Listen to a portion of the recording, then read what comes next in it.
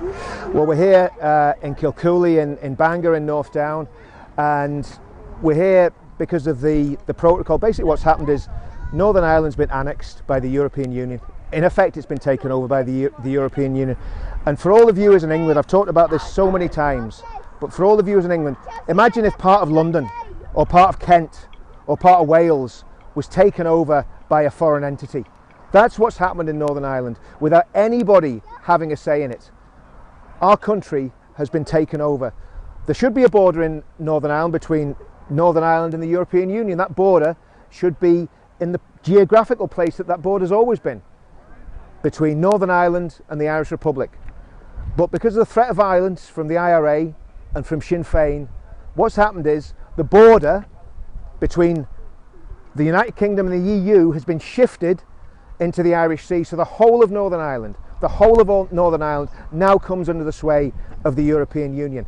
And this isn't a threat to the Union. This is the destruction of the Europe. This is the destruction of the Union of the United Kingdom of Great Britain and Northern Ireland. It's been destroyed by the protocol.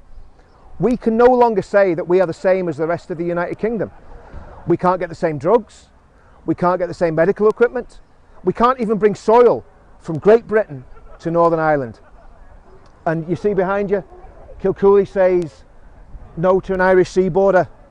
The whole of Northern Ireland is saying no to an Irish sea border. And I think the protests that you're seeing here, they're just the first fruit. They're the first little seedlings of something that's going to get bigger and bigger and bigger. As this summer continues and people get more and more annoyed and agitated about what's happening in Northern Ireland, I believe that the protocol will go. But people in England need to start protesting about this. People in England need to start writing to their MPs and complaining about the way that other British people in Northern Ireland have been treated like second-class citizens. There's many, many contentious issues in Northern Ireland about policing, about the history, about veterans being persecuted by the authorities.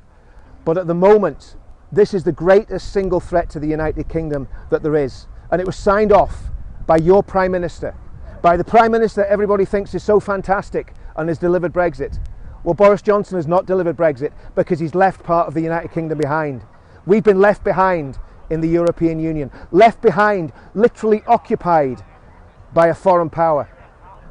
And it's unacceptable. And more people are gathering, and more people are getting angry about what's happening with the protocol. The protocol has to go. It doesn't have to be changed, it doesn't have to be tweaked, it has to go. And sadly, many unionists signed off on the protocol. Many unionists agreed to the protocol. Well, as Theresa May said when there was a terrorist attack in London a few years ago, enough's enough. The people of Northern Ireland are saying to the British government, enough is enough, and we're going to take a stand against this protocol. People are just forming up to basically march for their rights.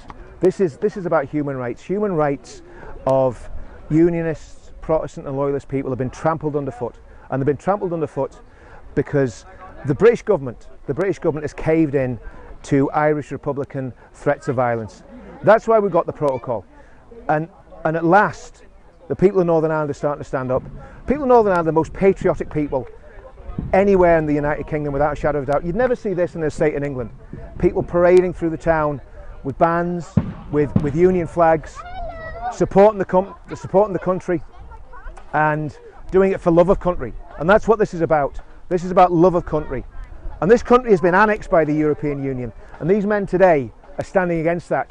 And there's thousands of men right the way across Northern Ireland, and women and young people, who are standing up for their rights, standing up for the civil rights of the Protestant, Unionist and Loyalist community. And that's what this is about.